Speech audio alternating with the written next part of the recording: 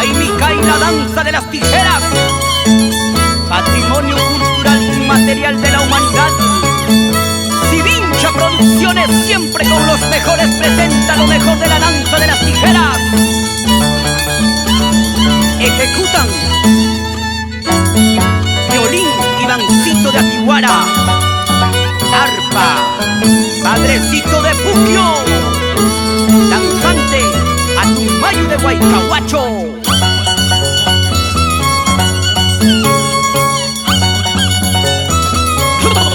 ¡Ay, ñañao!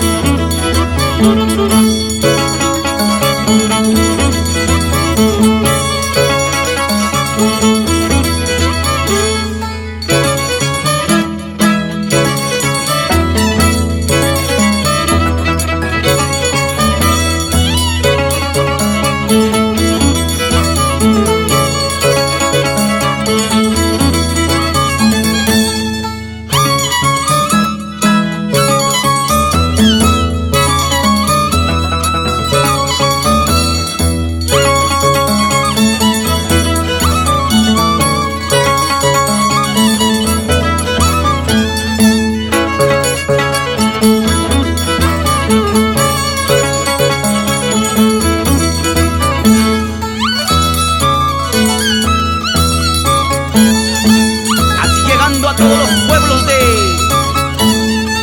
Parinacochas, Paucar del Sarazara, Todolucanas, Sucre,